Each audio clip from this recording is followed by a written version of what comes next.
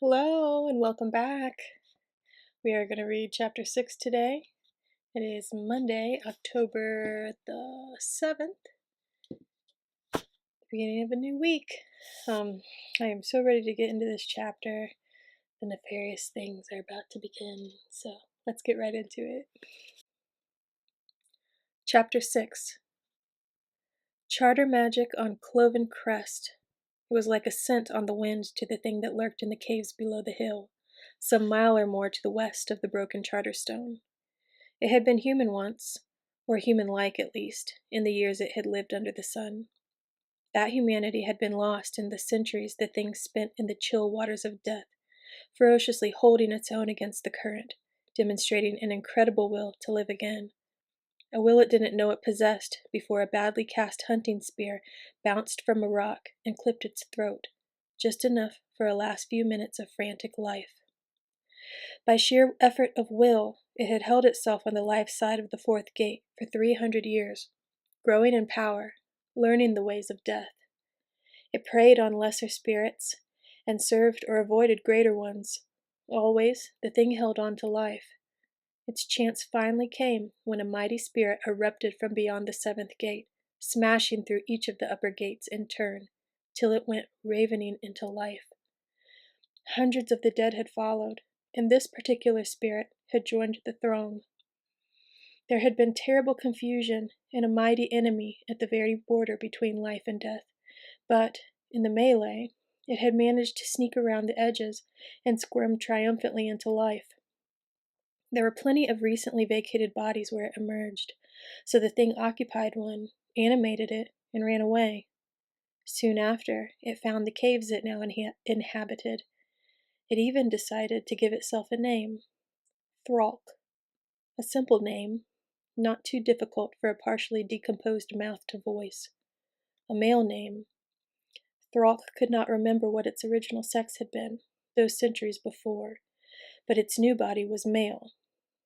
It was a name to instill fear in the few small settlements that still existed in the area of the borderlands, settlements Thralk preyed upon, capturing and consuming the human life he needed to keep himself on the living side of death.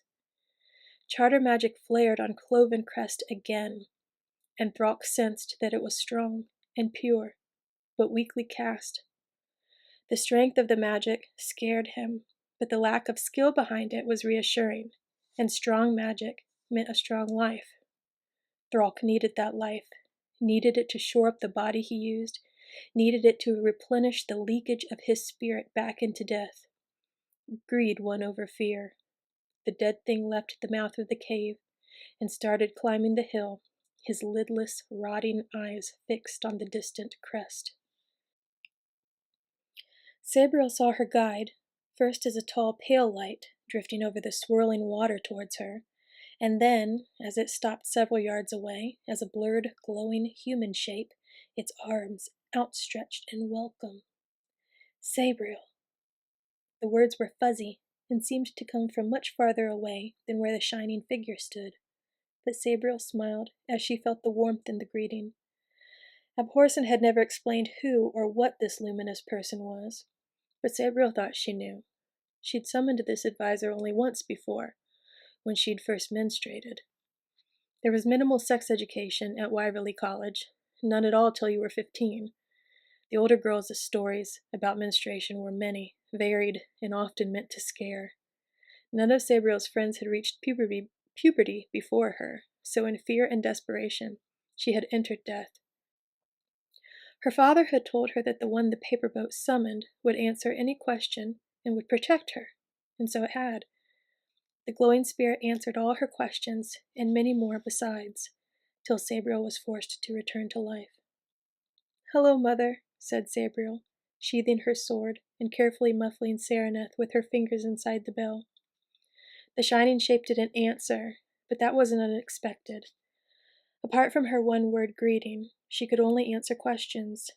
Sabriel wasn't really sure if the manifestation was the very unusual dead spirit of her mother, which was unlikely, or some residual protective magic left by her.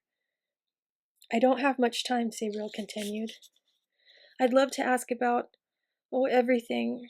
I guess, but at the moment, I need to know how to get to Father's house from Cloven Crest.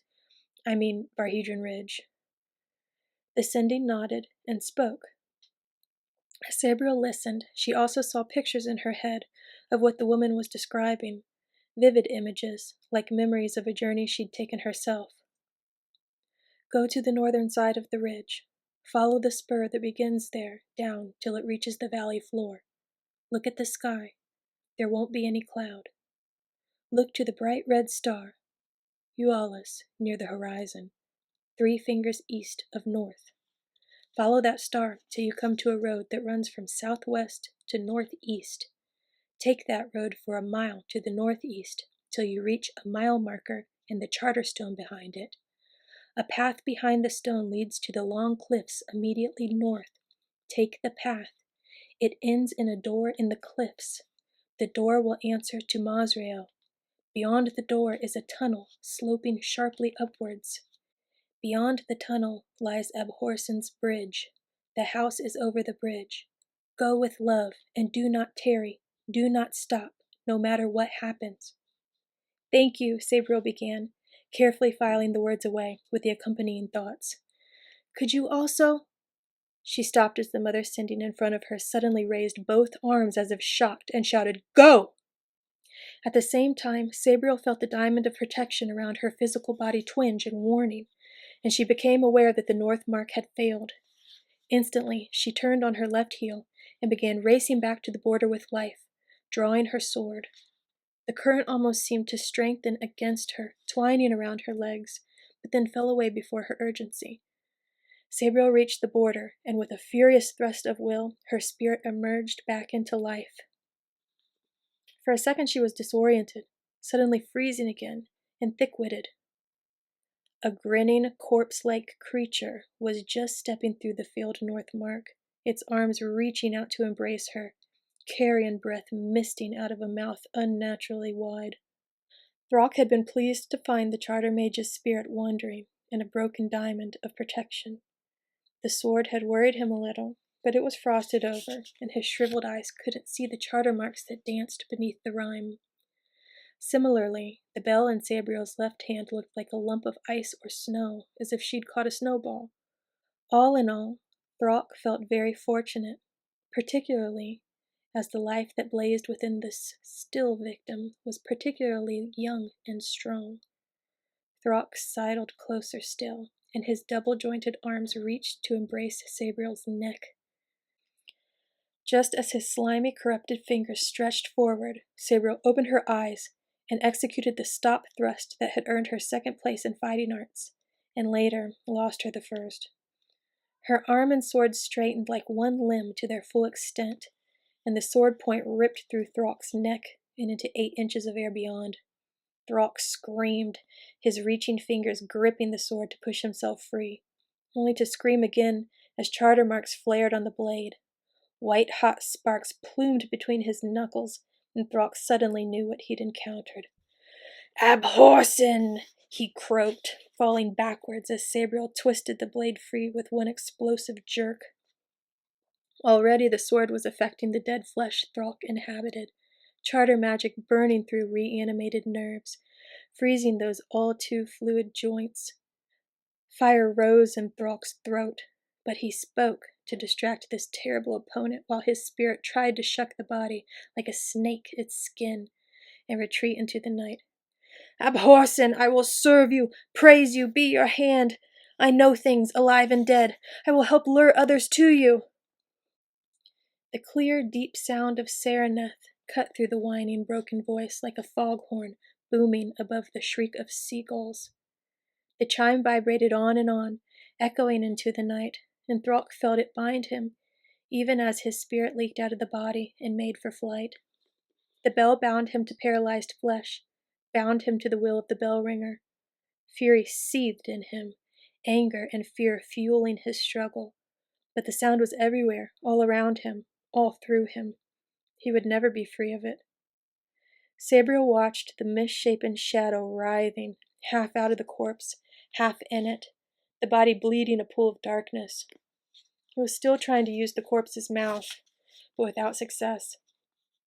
She considered going with it into death, where it would have a shape, and she could make it answer with Dairum. But the broken charter stone loomed nearby, and she felt it as an ever-present fear, like a cold jewel upon her breast. In her mind she heard her mother Sending's words, "Do not tarry, do not stop, no matter what happens." Sabriel thrust her sword point first into the snow, put Serenith away, and drew Kibith from the bandolier using both hands. Thralk sensed it, and his fury gave way to pure, unadulterated fear. After all the centuries of struggle, he knew true death had come for him at last. Sabriel took up a careful stance, with the bell held in a curious two-handed grip. Kibith seemed almost to twitch in her hands, but she controlled it, swinging it backwards, forwards, and then in a sort of odd figure 8. The sounds, all from the one bell, were very different to each other, but they made a little marching tune, a dancing song, a parade. Thralk heard them and felt forces grip him, strange, inexorable powers that made him find the border, made him return to death. Vainly, almost pathetically, he struggled against them, knowing he couldn't break free. He knew that he would walk through every gate to fall at last through the 9th. He gave up the struggle and used the last of his strength to form a semblance of a mouth in the middle of his shadow stuff, a mouth with a writhing tongue of darkness. "Curse you," he gurgled. "I will tell the servants of Caragor. I will be revenged." His grotesque, gulping voice was chopped off in mid-sentence, as Thralk lost free will. Serenith had bound him, but Kibith gripped him, and Kibith walked him so Thralk would be no more. The twisting shadow simply disappeared, and there was only snow under a long dead corpse. Even though the revenant was gone, his last words troubled Sabriel.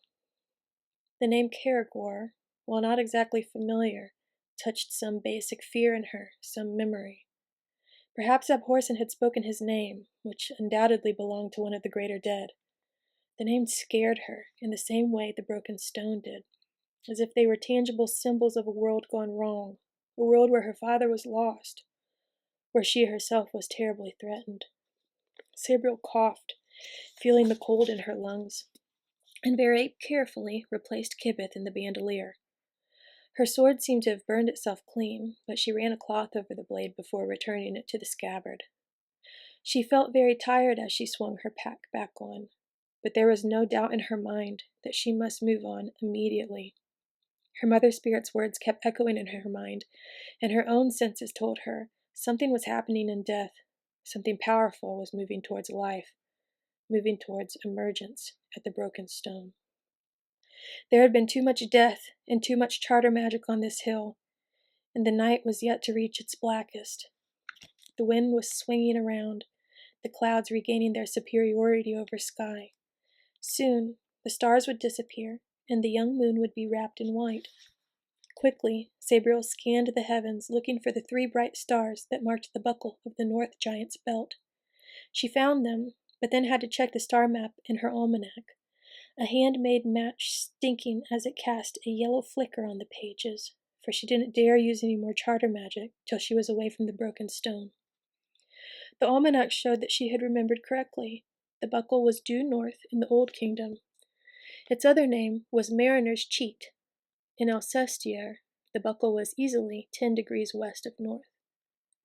North located, Sabriel started to make her way to that side of the crest, looking for the spur that slanted down to the valley, lost in darkness below. The clouds were thickening, and she wanted to reach level ground before the moonlight disappeared. At least the spur, when found, looked like easier going than the broken steps to the south, though its gentle slope proclaimed a long descent to the valley. In fact, it took several hours before Sabriel reached the valley floor, stumbling and shivering, a very pale charter flame dancing a little ways in front of her. Too insubstantial to really ease her path, it had helped her avoid major disaster, and she hoped it was pallid enough to be taken for marsh gas or chance reflection. In any case, it had proven essential when clouds closed the last remaining gap in the sky. So much for no clouds, Sabriel thought, as she looked towards what she guessed was still north, searching for the red star. Viewless. Her teeth were chattering and would not be stilled, and a shiver that had started with her ice-cold feet was repeating itself through every limb. If she didn't keep moving, she'd simply freeze where she stood, particularly as the wind was rising once more. Sabriel laughed quietly, almost hysterically, and turned her face to feel the breeze. It was an easterly, gaining strength with the minute. Colder, yes, but it also cleared the cloud, sweeping it to the west, and there, in the first cleared broom stroke of the wind, it was Oooooh, gleaming red. Sabriel smiled, stared at it, took stock of the little she could see around her, and started off again, following the star, a whispering voice constant in the back of her mind. Do not tarry, do not stop, no matter what happens. The smile lasted as Sabriel found the road, and with a good cover of snow in each gutter, she skied, making good time. By the time Sabriel found the mile marker and the charter stone behind it, no trace of the smile could be seen on her pale face. It was snowing again, snowing sideways as the wind grew more frenzied, taking the snowflakes and whipping them into her eyes, now the only exposed portion of her entire body. Her boots were soaked too, despite the mutton fat she'd rubbed into them. Her feet, face, and hands were freezing, and she was exhausted. She'd dutifully eaten a little every hour, but now simply couldn't open her frozen jaws.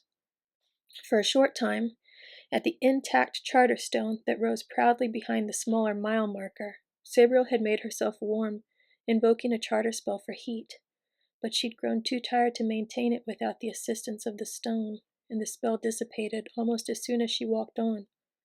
Only the Mother Spirit's warning kept her going, that and the sensation that she was being followed. It was only a feeling, and in her tired, chilled state, Sabriel wondered if it was just imagination. But she wasn't in any state to face up to anything that might not be imagined, so she forced herself to go on. Do not tarry, do not stop, no matter what happens. The path from the Charterstone was better made than the one that climbed Cloven Crest, but steeper. The pathmakers here had to cut through a dense grayish rock, which did not erode like granite, but they had built hundreds of wide, low steps carved with intricate patterns. Whether these meant something, Sabriel didn't know. They weren't charter marks or symbols of any language that she knew, and she was too tired to speculate. She concentrated on one step at a time, using her hands to push down on her aching thighs, coughing and gasping, head down to avoid the flying snow. The path grew steeper still, and Sabriel could see the cliff face ahead, a huge black vertical mass, a much darker backdrop to the swirling snow than the clouded sky, palely backlit by the moon.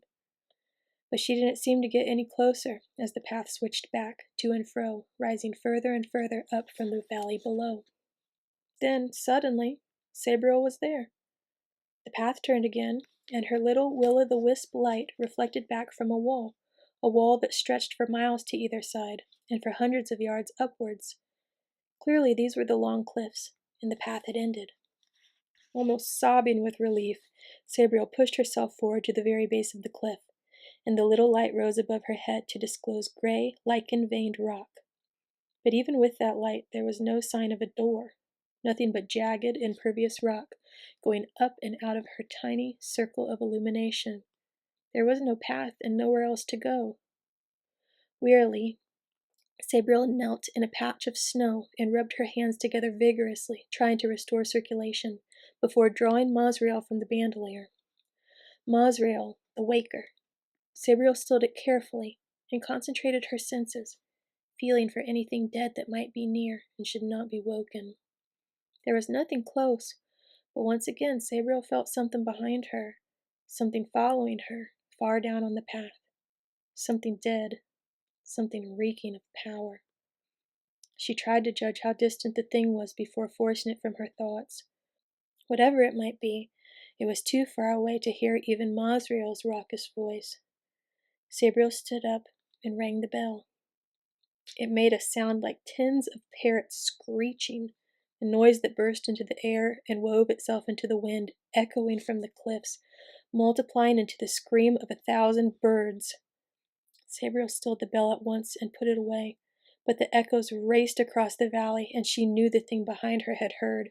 She felt it fix its attention on where she was, and she felt it quicken its pace, like watching the muscles on a racehorse going from the walk to a gallop. It was coming up the steps at least 4 or 5 at a time.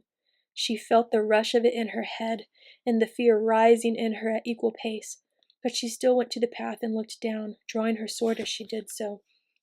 There, between gusts of snow, she saw a figure leaping from step to step, impossible leaps that ate up the distance between them with horrible appetite. It was man-like, more than man-high, and flames ran like burning oil on water where it trod. Sabriel cried out when she saw it and felt the dead spirit within. The book of the dead opened to fearful pages in her memory, and descriptions of evil poured into her head. It was a mordicant that hunted her, a thing that could pass at will through life and death, its body of bog clay and human blood molded and infused with free magic by a necromancer and a dead spirit placed inside as its guiding force. Sabriel had banished a mordicant once, but that had been 40 miles from the wall in Ancelstir, and it had been weak, already fading. This one was strong, fiery, newborn. It would kill her, she suddenly knew, and subjugate her spirit. All her plans and dreams, her hopes and courage, fell out of her to be replaced by pure, unthinking panic. She turned to one side, then the other, like a rabbit running from a dog. But the only way down was the path, and the mordicant was only 100 yards below, closing with every blink, with every falling snowflake. Flames were spewing from its mouth, and it thrust its pointed head back and howled as it ran, a howl like the last shout of someone falling to their death, underlaid with the squeal of fingernails on glass. Sabriel, a scream somehow stuck and choking in her throat, turned to the cliff, hammering on it with the pommel of her sword. "Open! Open!" she screamed, as charter marks raced through her brain, but not the right ones for forcing the door. A spell she'd learned in the second form. She knew it like she knew her times tables, but the charter marks just wouldn't come. And why was 12 times 12 sticking in her head when she wanted charter marks? The echo from Masriel faded, and in that silence, the pommel struck on something that thudded hollowly, rather than throwing sparks and jarring her hand. Something wooden, something that hadn't been there before. A door, tall and strangely narrow, its dark oak lined with silver charter marks dancing through the grain. An iron ring, exactly at hand height, touched Sabriel's hip. Sabriel dropped her sword with a gasp, grabbed the ring, and pulled. Nothing happened. Sabriel tugged again, half turning to look over her shoulder, almost cringing at what she would see. The mordicant turned the last corner, and its eyes met hers. Sabriel shut them, unable to bear the hatred and bloodlust glowing in its gaze, like a poker left too long in the forge. It howled again, and almost flowed up the remaining steps, flames dripping from its mouth, claws, and feet. Sabriel, eyes still closed, pushed on the ring. The door flew open and she fell in, crashing to the ground in a fury of snow, eyes snapping open. Desperately, she twisted herself around on the ground, ignoring the pain in her knees and hands.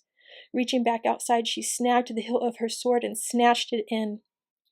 As the blade cleared the doorway, the mordicant reached it, and twisting itself sideways to pass the narrow portal, thrust an arm inside.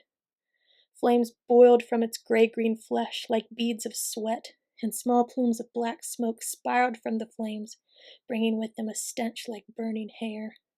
Sabriel, sprawled defenseless on the floor, could only stare in terror as the thing's 4-taloned hands slowly opened and reached out for her. Ooh. That is the end of chapter 6. Ooh, it's getting good. So, chapter 7 will be posted tomorrow at 8 p.m. Eastern Standard Time. I'm so excited to get to this next chapter. This book is getting good. Forgot how much I enjoyed this book. I hope you've enjoyed this reading. Please like, comment, and subscribe. And tell me in the comments below if you've read Sabriel before, if you're enjoying it. And as always, please be kind if you leave a comment. But thank you so much for tuning in, and I'll see you tomorrow. I hope you have a great rest of your day. And as always, may your magic manifest. Bye.